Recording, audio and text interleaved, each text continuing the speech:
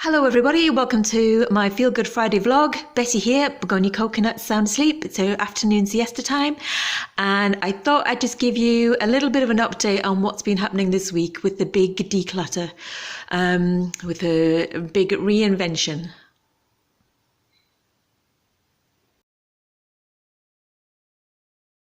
Yeah, so still getting rid of everything, and I mean, if I was a different person, I would have taken it all to an auction house or done a car boot sale, but honestly, I just couldn't spend any more of my tiny little life doing that because it was just taking up so much time, it's one of the reasons why I decided to declutter in the first place, because I get so easily distracted by the beautiful things and the old selling sites. I'm just constantly like boop boop boop boop, vintage eBay, and yeah, I just had to draw a line. I'm sure you all understand, and everything was gorgeous, but I had moved on, so anything that still has any tiny little bit of sentimental value is still in the house. Anything that is of possible sentimental value is out in the garden. Everything else is sort of halfway between the front door and the stoop. Speaking of stoop, oh God, honestly, that's my life. Just don't move. Break something, step on something, climb over something. So yeah, speaking of stoop, there was a stoop sale. Well, they call them stoop sales in New York, but a person organised one for the neighbourhood here in England and called it a yard sale. So it looked like 50 people had signed up, and everyone was supposed to put all their stuff out in front of their houses and, chat and mingle and buy and sell, like a sort of car boot sale, but outside your house of all your stuff. Well, I used that as a sort of encouraging deadline to just clear more stuff out as possible, just to get more stuff ready to get rid of. And it was very useful actually, because it was a deadline as opposed to kind of a over yonder. I'll do it over yonder. Sometime never. However, on the day, the rain came down and it was horrible. And I don't think anyone really went through with it.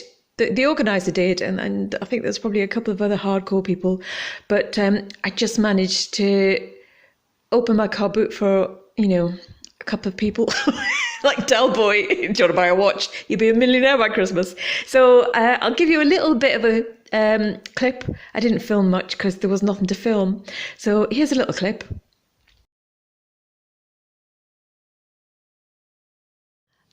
I wasn't even going to do it in the end because the storm was so sort of threatening, and I just saw two young girls walking down the road, so I tapped on the window. I said, "Are you here for the yard sale?" I couldn't see anyone else in the street, and they said, "Yeah." So I dragged them over to the car like Del Boy. And honestly, I would have given it all away for practically nothing. But look, I made £1 from a cute little book. Oh, what was it called? Hiccups. Something about an elephant with hiccups. Anyway, yeah, that was it. So the rest is going onto the doorstep for free, because the charity shops, it's just they just won't take it, and I just can't get rid of it quick enough. So here we are. So that was that. But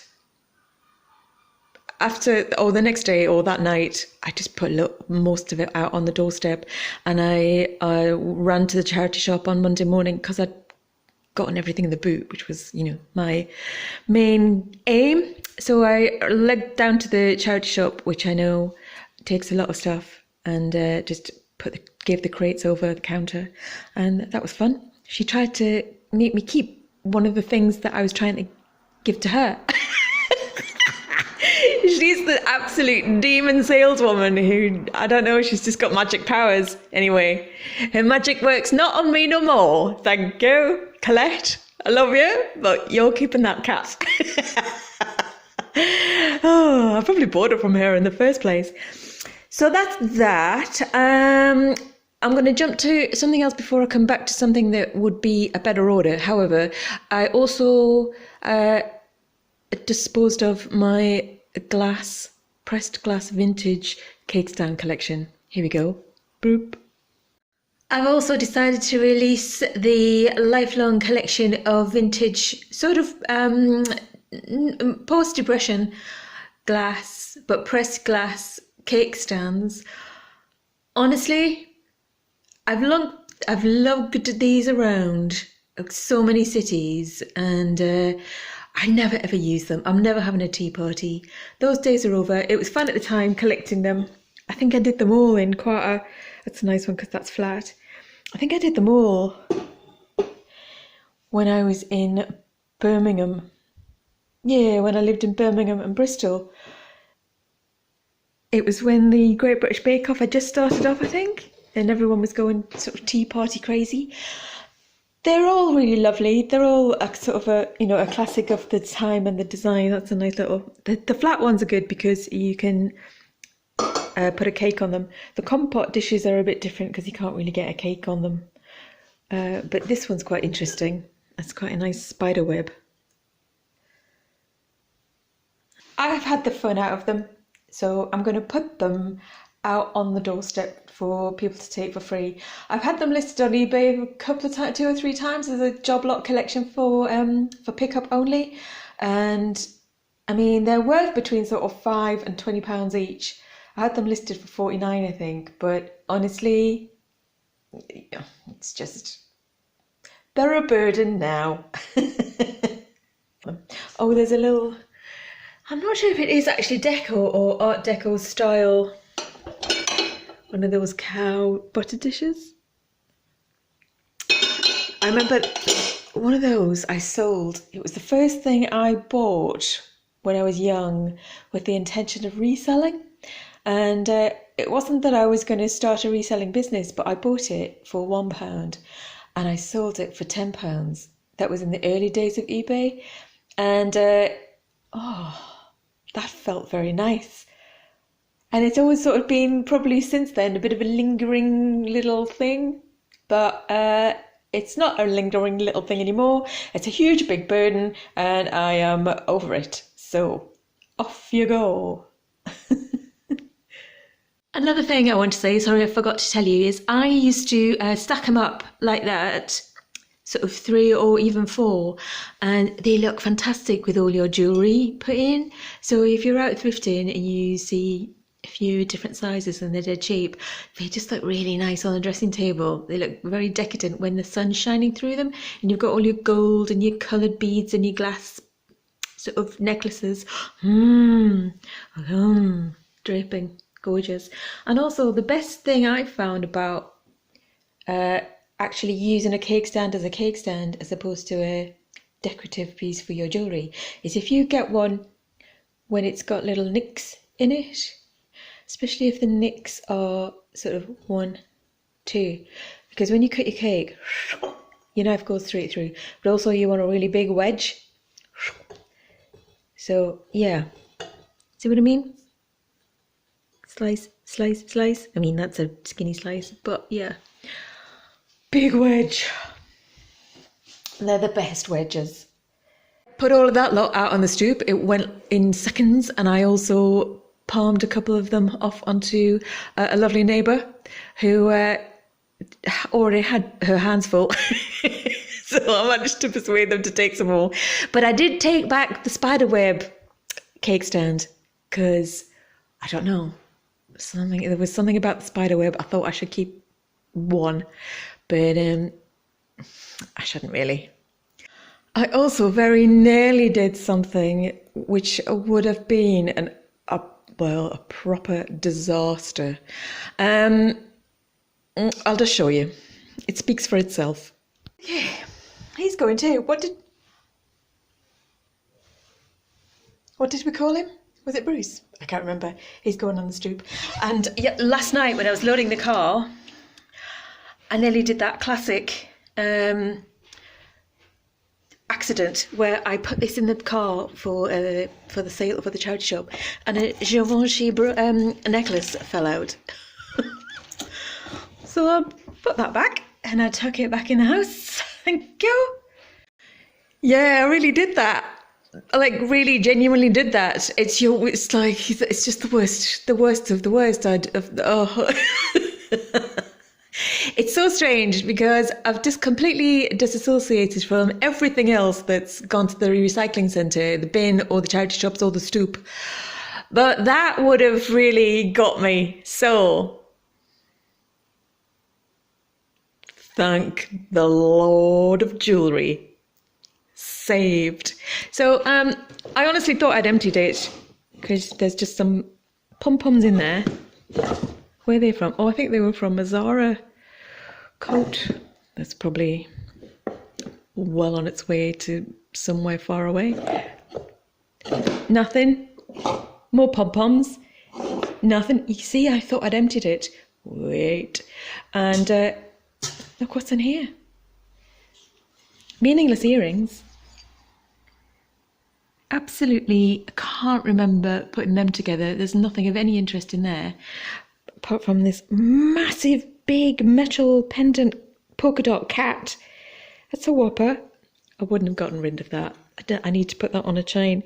So what I've done is I've emptied it out of everything I thought was valuable, and then realised there's something really valuable and left it in there for me to deal with later so I didn't lose it, and nearly blummin' binned it. Well, not binned it, obviously, but given it to the charity shop. So we're going to look what's in here today.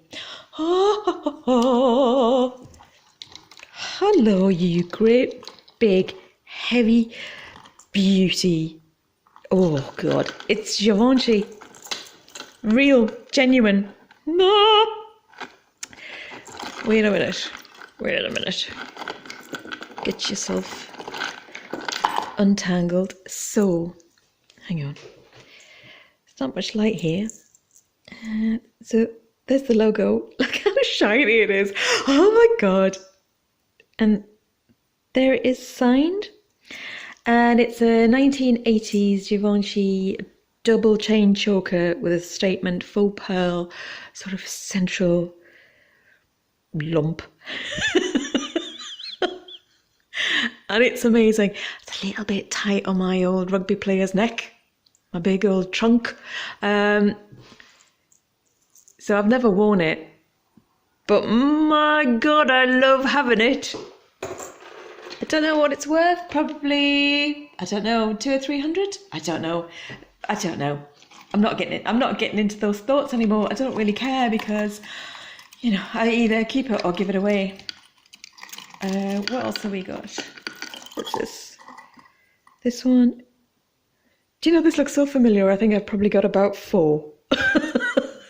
I haven't opened this drawer in, I don't know, probably 5 years. Has it got it might be coral. Is that the horseshoe? I think so. The horseshoe pearl drop. I think it's coral. What is it? Gold plated vintage. $4.99. And wasn't that necklace? Oh, these. Oh! I shouldn't have paid £5 for these. Obviously was in a brutalist mood. They're a bit fabulous. Lovely brutalist cufflinks. Let's see if they've got a name on. Bear with me. Have a look at that while I'm having a look. I don't know where they got gold plated from. It's possible, but it's not guaranteed. But lovely. Really lovely. You know, I might wear those because in my reinvention, I'm going for a sort of minimalist, chic shirt with plain trousers. I'm going to go for. I haven't got any clothes. I've chucked them all out. I'm literally standing in my only pair of leggings. The story's seeping out bit by bit. But what I'm going to go for is very chic, stylish, sort of Audrey Hepburnish in the 80s, you know, where she wore a white shirt with the collar up and cigarette pant trousers. I'm going for that because I have to keep my mind clear. And what I'll wear is a sort of feature belt and feature jewellery. So going forward, my next phase in fashion and style is going to be sleek, chic, minimalist clothes with decorative feature jewellery. So when I get back in the zone for buying, that's what it'll be. It'll be jewellery. I'm sticking to jewellery. What we got here? Oh, a little gondolier on a gondola. Anything on the back? No, it's not even silver. I don't know why it's in there. I don't think it's silver plate. It's broken now. Oh dear me, sorry about that. What are you? Ooh. Oh, that's like chewing gum plastic. Little horse and carriage brooch. Oh my god. Oh my god. These are one of the first things I bought when I was on the hunt for jewellery. And I even started out when I started going out and buying things when I moved back to England. I had no intention of staying in England. Now can you imagine how out of control this all got?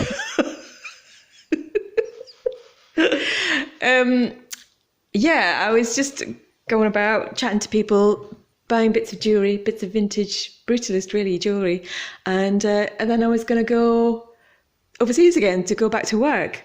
But then children came along, Begonia coconut, Brexit just unravelled everything, and then COVID, and then here we all are. In a mountain of knickknacks. So, well, no, 80% mountain of knickknacks. Gorgeous, absolutely gorgeous. Oh, they've got a name on. What's that? Oh, hello. I don't know if you'll be able to see it. Can you see it? Perfume Ungaro. Have I? Ungaro Paris. So those are gold plated, you can tell. Not sure about those. Sure about those. But I'm looking at something over there. Ungaro. Is that bracelet? Is that bracelet? Hang on a minute. This would be a bit of a moment if it is. But is this? Do you remember this one when I did the bangles, the big statement bangles video? Where's the thing? Shut your face, look at that. No way! No way! Oh my god, I've got a set! Look at that. There we go, Ungaro. Oh, amazing! Amazing. Right, hang on, don't look at that side of the room, it's a horror story. Do they go together? No. Maybe they're different decades. I think that's 80s, and these might be 70s. Might be late 70s. But how incredible. Oh, I'm thrilled about that. Oh my God. Honestly, this could have been in the blooming charity shop lot. I swear. When I put it down in the car on top of everything, and that drawer, it was only this drawer that opened. The empty ones stayed closed. Obviously it was the weight, but I'm going to say it was some universal saviour. I'm going to say it's the jewellery fairies what did it. This just shot open and everything fell out. It's like, oh, thank you. Thank you. So anyway, let's do a little haul. Tiny wee little haul. That's that. Those and those. Those and those. Those are clip-on. I might wear those. I might do the old sweep back hair as well in a chignon. I might go for that. Because I was so excited that Miley Cyrus had finally brought back the big, huge 80s sort of mane, you know, the George Michael, woof, mullety style, woof, power hair, because that was my favourite hairdo. I had a massive one. And it was so out of fashion, but Miley Cyrus has brought it back. So I was going to do that, but what I might do is do the old Odds sweep chignon and go for gold. Big time. I just saw a little signature there that says Jewellery Craft. It's not coral. Although I think they were, I can't remember. I think they were the same company. And they made the same stuff under different names. Right then, so that's it, my friends. Just a short little update. I hope you're all having a lovely spring, and times are changing here in the Casa, and it's great. It was a bit hot, it was a bit bleak, it was a bit grim, but no, good things are happening, and hopefully you'll stay with me. Please stay with me, because I've got lots of ideas that I want to share, and lots of ideas for films that I want to make, which don't include me going out and just buying mountains of stuff to show you, because if you do that and you're not a reseller, it turns into a bit of a fairy story, yes, but it's a bit like having Alice in Wonderland in your house when she drinks the drink. Something's gotta give, and what gave was me. Yeah, I gave it all away.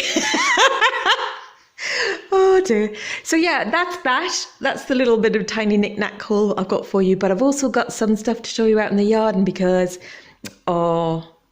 it's just gorgeous. Yeah, things are happening in the garden that haven't happened yet in the last 7 years since I started growing and planting and accumulating my little rainforest. So I'm going to show you that now. So, update on the Blue Mountain. I've got it down to a hillock. I'm still holding out a tiny little bit of hope that the white velvet curtains are in there, but I don't think they are. But you know what? I might surprise myself. So I've been cracking on constantly. It's been a bit of buffering, but I would say it's 80% there, which is up from 75% the last time I spoke to you. But yeah, I wanted to give you a little update on everything that's been happening behind my back in the garden, because it just gives you so much hope. I bought some little trees for a friend for Christmas, and because I got COVID and everything went to pot and Begonia was ill, I never actually got to give them, and they did suffer. I thought they might have died, but joyous little sign of life. Come down to the dark side. Can you see the little boop, boop, boop?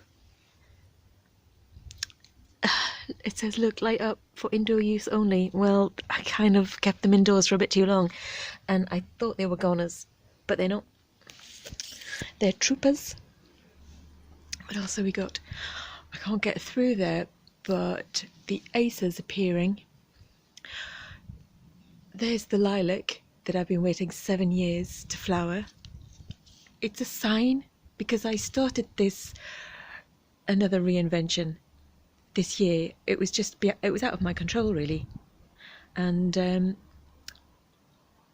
I don't know, it must be in the cosmos, it must be in the universe, because everything is starting as a new life.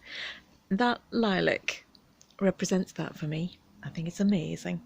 And the other little lilacs are coming on, lots of little buds there, so they'll be very fragrant. It's sort of inspiring me to get the yarn cleared just before they appear, so I don't miss sitting out here with the scent. The trees are doing very well. The old Italian pine trees are doing very well. And over here, what did I see? Oh god, yeah, fabulous. The blossom. That's why I came out here for you. Oh my god. It's an absolute swamp death trap. So that is George Harrison, the cherry tree. There's lots of blossom on that one. Slight sign of blossom on Paul the pear tree, is a little bit up there. Nothing on John, typical. And I can't see Ringo. He's over in the corner. Poor old Ringo. He's had leaf curl for years. Maybe this is the year. Come on, Ringo. You keep thumping. And here. Can I reach? I'm a bit wee in my slippers. Beautiful blossom. I can't remember what that's called. It's ornamental. I think it's a prunus. I can't remember. It's bronze. And then, let me see. Okay. Maybe that's better. Is that better? I can't see the camera, so good luck. And nightmare. Oh, I hadn't seen those. The aces are out. I'm expecting big things from these little babies this year. So yeah, life. Surviving. We are all surviving. Let's go back inside. So that's it for this week. Thank you so much for watching, and thank you so much for staying with me. I really appreciate it. Great stuff to come, promise. And have a fabulous week. Take care. Thank you. Bye-bye. Bye-bye. Bye-bye.